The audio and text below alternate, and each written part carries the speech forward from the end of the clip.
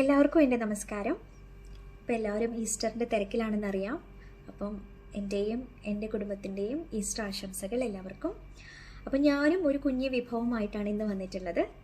Carrot ഷേക്കാണ്. അപ്പം ഇതും എൻ്റെ ഉമ്മച്ചി പറഞ്ഞു തന്നിട്ടുള്ളൊരു സ്പെഷ്യൽ ക്യാരറ്റ് ഷേക്കാണ്. അപ്പോൾ ഇതെങ്ങനെയാണ് ചെയ്യേണ്ടതെന്നും ഇതിന് വേണ്ട ചേരുവകൾ എന്തൊക്കെയാണെന്നും നമുക്ക് നോക്കാം. അപ്പോൾ ഇന്ന് സ്പെഷ്യലായിട്ട് ഉണ്ടാക്കാൻ പോകുന്നത് ഒരു ക്യാരറ്റ് ഷേക്കാണ്. വളരെ സ്പെഷ്യൽ ആയിട്ടുള്ളൊരു ക്യാരറ്റ് ഷേക്കാണ്. എല്ലാവർക്കും ഇഷ്ടപ്പെടുന്ന ഒരു തരത്തിലാണ് നമ്മൾ ഉണ്ടാക്കുന്നത്.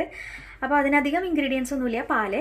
അപ്പം ഏത് ഗ്ലാസ്സിലാണ് ഉണ്ടാക്കാൻ ഉദ്ദേശിക്കുന്നത്, അപ്പോൾ അതിൻ്റെ അളവിലാണ് ഞാൻ പറയുന്നത്. അപ്പോൾ ഞാൻ ഉണ്ടാക്കാൻ ഉദ്ദേശിക്കുന്ന ഗ്ലാസ്സിൽ ഞാൻ അളവ് പറയാം. ഈ ഗ്ലാസ്സിൽ 3/4 ഗ്ലാസ് ഞാൻ പാലെടുത്തിട്ടുണ്ട്. ഇച്ചിരി വെള്ളം നമുക്ക് വേണം. പിന്നെ ഇതിപ്പോൾ 2.5 ടീസ്പൂൺ പഞ്ചസാര ഞാൻ എടുത്തിട്ടുണ്ട്. മധുരം കൂടുതൽ ആവശ്യമുള്ളവർക്ക് ചേർക്കാം. പിന്നെ ഇതിപ്പോൾ ഒരു ഇടത്തരം വലിപ്പമുള്ള ക്യാരറ്റിൻ്റെ 3/4 ക്യാരറ്റ് ചീകി എടുത്തിട്ടുള്ളതാണ്.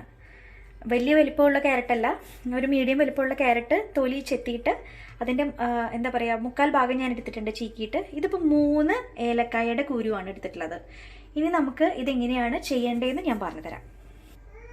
അപ്പം ഞാനൊരു പാത്രം അടുപ്പത്ത് വെച്ചിട്ടുണ്ട്. അപ്പം നമുക്ക് ഈ പാല് ഒന്ന് തിളപ്പിക്കാൻ നോക്കാം.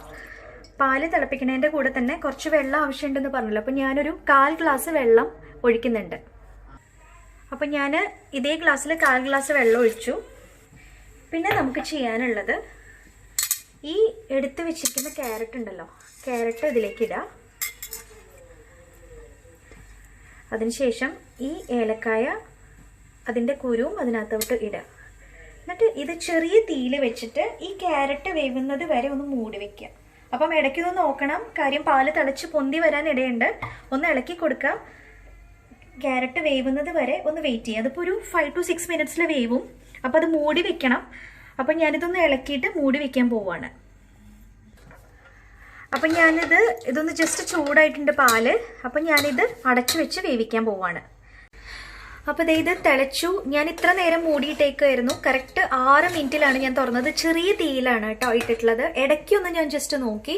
അപ്പോൾ ഇത് പൊങ്ങി വരൂല, കാര്യം വളരെ ചെറിയ തീയിലാണ് ഇട്ടിട്ടുണ്ടായിരുന്നത്. അപ്പോൾ ഇത് നന്നായിട്ട് വെന്തിട്ടുണ്ട്. അപ്പോൾ ഇനി നമുക്ക് തീ ഓഫ് ചെയ്തിട്ട് ഇത് തണുക്കാൻ വയ്ക്കാം. എന്നിട്ടാണ് നമ്മളിത് അരച്ചെടുക്കുന്നത് പഞ്ചസാര ചേർത്തിട്ട്. അപ്പോൾ ഇത് നന്നായിട്ട് തണുത്തിട്ടുണ്ട്. അപ്പം ഞാൻ ഇത് തണുക്കാൻ വേണ്ടി വെച്ചിട്ട് ഒരു 15 മിനിറ്റ്സ് കഴിഞ്ഞു. അപ്പം ഇത് തണുത്തതിന് ശേഷം ഇതിപ്പോൾ നമ്മൾ അരച്ചെടുക്കുകയാണ്. അപ്പം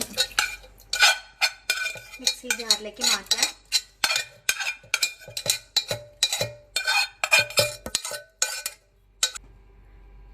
പിന്നെ ഞാൻ എടുത്തു വെച്ചിട്ടുണ്ടായിരുന്ന 2.5 ടീസ്പൂൺ പഞ്ചസാര ഇട്ടു. ഇനി നമുക്ക് നന്നായിട്ടൊന്ന് അരച്ചെടുക്കാം.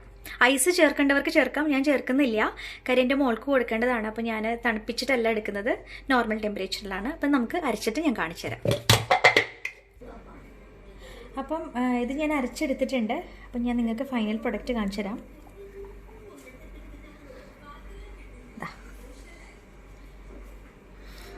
അപ്പം ഞാനിത് അരിക്കുന്നില്ല, കാര്യം അരിക്കേണ്ട ആവശ്യമില്ല.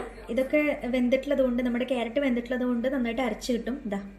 അപ്പോൾ സ്വാദിഷ്ടമായ Easter special carrot shake ready. അപ്പോൾ എല്ലാവർക്കും ഇഷ്ടപ്പെട്ടില്ലേ എൻ്റെ സ്പെഷ്യൽ ആയിട്ടുള്ള ക്യാരറ്റ് ഷേക്ക്? അപ്പോൾ ഇത് കുട്ടികൾക്കും മുതിർന്നവർക്കും ഒരുപോലെ ഇഷ്ടപ്പെടുന്ന ഒരു ഷേക്കാണ്. അപ്പം സാധാരണയായിട്ട് കഴിക്കുന്ന ക്യാരറ്റ് ഷേക്കിൽ നിന്നും വളരെ വ്യത്യസ്തമായിട്ട് എങ്ങനെ ചെയ്യാമെന്നാണ് നമ്മൾ കാണിച്ചു തന്നിട്ടുള്ളത്. അപ്പോൾ ഹോട്ടായിട്ട് സെർവ് ചെയ്യുക, അല്ലെങ്കിൽ കോൾഡായിട്ട് സെർവ് ചെയ്യുക. കോൾഡായിട്ട് സെർവ് ചെയ്യുമ്പോൾ വിത്ത് ഐസ്ക്രീം നമുക്ക് സെർവ് ചെയ്യാം.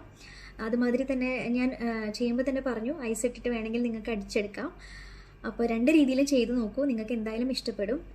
അപ്പോൾ വീഡിയോസ് ഇഷ്ടപ്പെടുന്നുണ്ടെങ്കിൽ ഒന്ന് ലൈക്ക് ചെയ്യുക, എൻ്റെ ചാനലൊന്ന് സബ്സ്ക്രൈബ് ചെയ്യുക, എല്ലാം ഒന്ന് ഷെയർ ചെയ്യുക, ബെല്ലൈക്കൺ ക്ലിക്ക് ചെയ്യാത്തവരൊന്ന് ക്ലിക്ക് ചെയ്യുക. അപ്പം ഞാൻ അപ്ലോഡ് ചെയ്യുന്ന കുട്ടി വീഡിയോസൊക്കെ നിങ്ങൾക്ക് അപ്ഡേറ്റ്സ് വരും. അപ്പോൾ താങ്ക് യു.